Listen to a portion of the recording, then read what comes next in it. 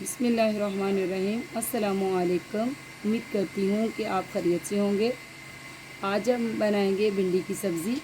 भिंडी बनाने के बहुत सारे तरीके हैं, इंशाल्लाह वो भी हम आपके साथ ज़रूर शेयर करेंगे। तो आज मैं बना रही हूँ ये वाली भिंडी। तो इसके लिए चाहिए होगा मुझे 1 kg भिंडी ली है मैंने, जिसको धो के और खुश्क करके मैंने काट लिया है। 4 अदद टमाटर लिए हैं, 4 अदद प्याज हैं जिनको बारीक बारीक काट लिया है। 6 से 7 अदद सब्ज़ मिर्ची हैं, इनको भी बारीक बारीक काट लिया है। पाउडर मसालों में से हमारे पास है 2 टीस्पून नमक, 2 टीस्पून लाल मिर्च का पाउडर, 1 टीस्पून हल्दी और खुशबू के लिए 1 टीस्पून ज़ीरा है। ये भुना हुआ ज़ीरा है। मैं इसे हर खाने में इस्तेमाल ज़रूर करती हूँ क्योंकि मुझे इसकी खुशबू बहुत पसंद है। तो चलिए हम स्टार्ट करेंगे। अब हमें चाहिए होगा 1.5 कप ऑयल,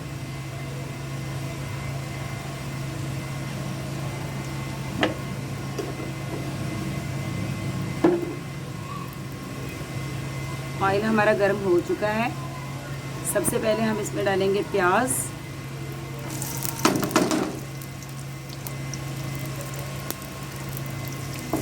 प्याज को हम भूनेंगे 3 से 4 मिनट तक। प्याज फ्राई करते हुए हमें 4 से 5 मिनट हो चुके हैं। आप देख सकते हैं कि प्याज का कलर जो है काफ़ी चेंज हो चुका है। इसके बाद हम डालेंगे इसमें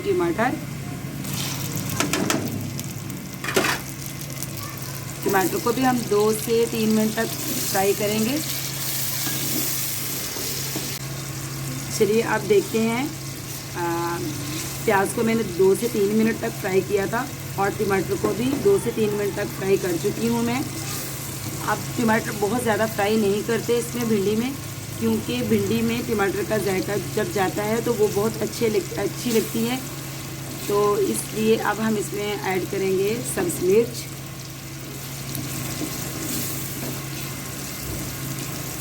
इसी के साथ हम इसमें डालेंगे पाउडर मसाले। तो सबसे पहले हम डालेंगे नमक, हल्दी, लाल मिर्च का पाउडर और भुना हुआ ज़ीरा।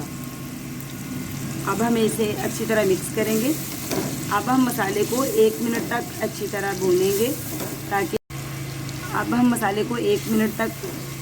तरह भूनेंगे ताकि मसालों का कच्चापन दूर हो जाए। इसके बाद हम इसमें डालेंगे भिंडी। देख सकते हैं कि मसाले ने घी बिल्कुल छोड़ दिया है, हमारा मसाला अच्छी तरह फ्राई हो चुका है। अब हम इसमें डालेंगे भिंडी।